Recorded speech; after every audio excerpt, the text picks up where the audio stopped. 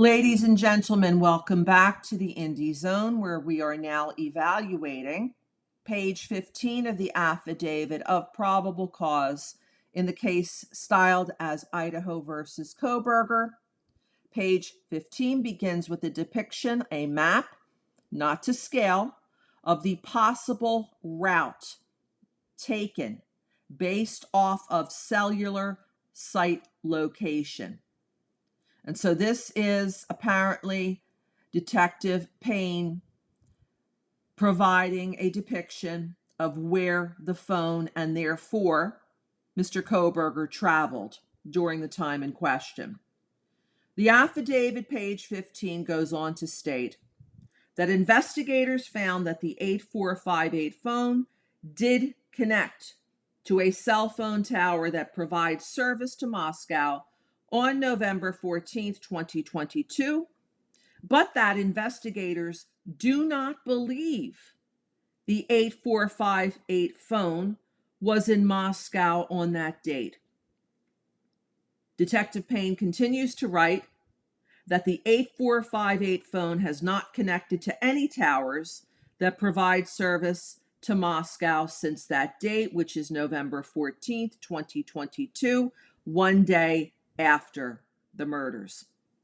There are two questions that I have regarding this paragraph. First, there is no explanation provided by Detective Payne why investigators do not believe that the 8458 phone was in Moscow on November 14th, 2022, where information shows that the 8458 phone did connect to a cell phone tower.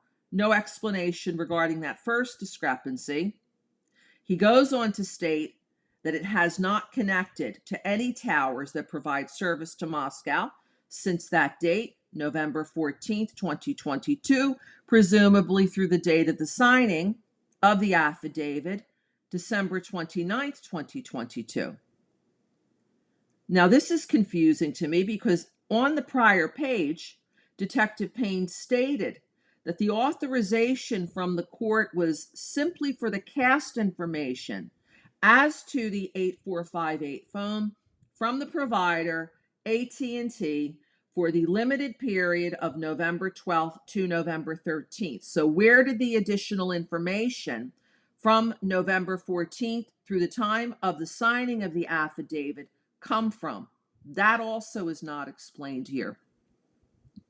Detective Payne goes on to write that based on my training, experience, and the facts of the investigation thus far, I believe that Kohberger, the user of the 8458 phone, was likely the driver of the white Elantra that is observed departing Pullman, Washington, and that this vehicle is likely suspect vehicle 1.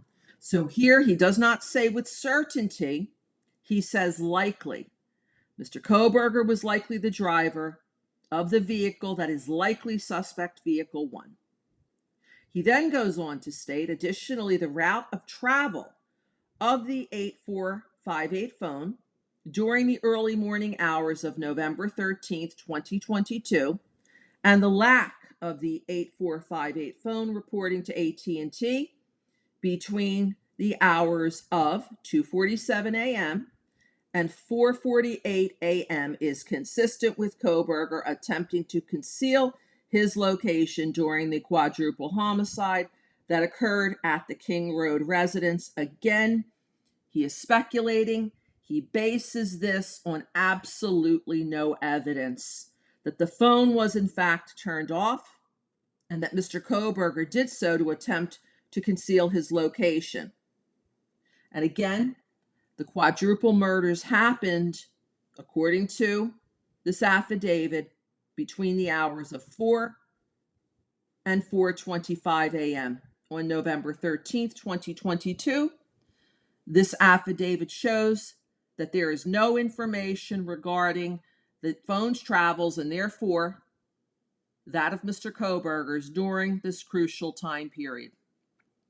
Ladies and gentlemen, that concludes our evaluation of page 15. Please join us again.